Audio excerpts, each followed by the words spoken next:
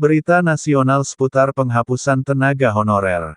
Sebelum dilanjutkan jangan lupa like, komen, bagikan, subscribe dan jangan lupa pencet tombol loncengnya agar tidak ketinggalan berita-berita menarik dari Info Media Nasional.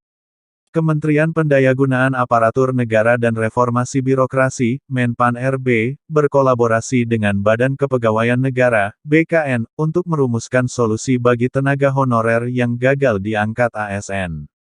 Tak hanya itu, Menpan-RB memberikan solusi untuk tenaga honorer yang selama ini statusnya tidak pasti, dengan rencana penghapusan status honorer yang selama ini menjadi isu fenomenal. Akan tetapi, dalam proses pengangkatan honorer menjadi pegawai ASN tidak mudah. Karena harus melalui tahapan dan regulasi yang harus diikuti dengan seksama. Hal ini merupakan syarat penting dalam menentukan layak atau tidaknya seorang honorer mendapatkan kenaikan status.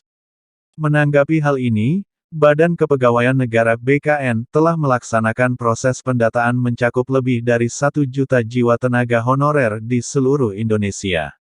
Para tenaga honorer yang telah masuk dalam data tersebut dan tidak memiliki status ASN memiliki peluang besar untuk diangkat menjadi pegawai ASN. Tak berhenti di situ, dalam kerjasama antara Menpan-RB dan BKN, mereka juga membuka peluang baru melalui seleksi PPPK 2023, yang secara khusus difokuskan pada tenaga honorer di Indonesia. Selanjutnya, menurut Menpan, fokus utama dari upaya ini adalah memberikan peluang kepada 80% tenaga honorer untuk meningkatkan status mereka menjadi pegawai ASN, sehingga mereka dapat lebih merasa diakui dan memiliki stabilitas dalam karir mereka. DPR RI melalui politisi PDI Perjuangan Junimat Girsang, turut menegaskan bahwa tenaga honorer akan diangkat ASN.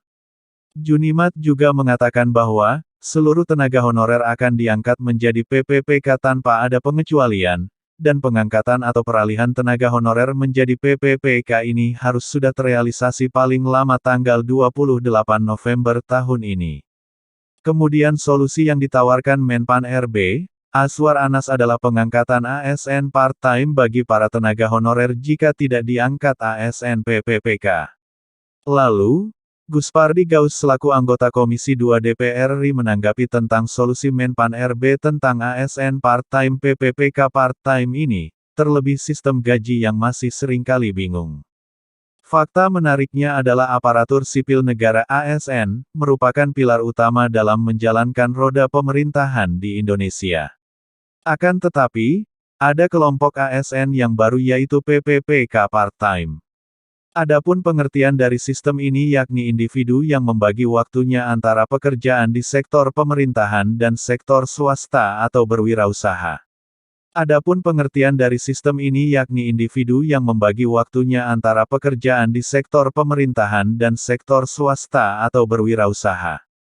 PPPK part-time diharapkan menjadi solusi inovatif untuk menggabungkan kewajiban sebagai pelayan publik dengan peluang di luarnya. Namun di sisi lain, PPPK part-time dapat memberikan banyak manfaat, maka harus ada aturan yang jelas dan disiplin yang tinggi. Selain itu mereka harus menghindari konflik kepentingan dan memastikan bahwa pekerjaan pemerintahan tetap menjadi prioritas utama. Dengan adanya PPPK part-time diharapkan akan menjadi semangat adaptasi dan fleksibilitas dalam pelayanan publik. Kemudian jika terus mengembangkan konsep ini, Indonesia dapat memanfaatkan sumber daya ASN lebih efisien dan membuka peluang bagi individu untuk berkontribusi pada pembangunan negara sambil menjalani berbagai potensi lainnya.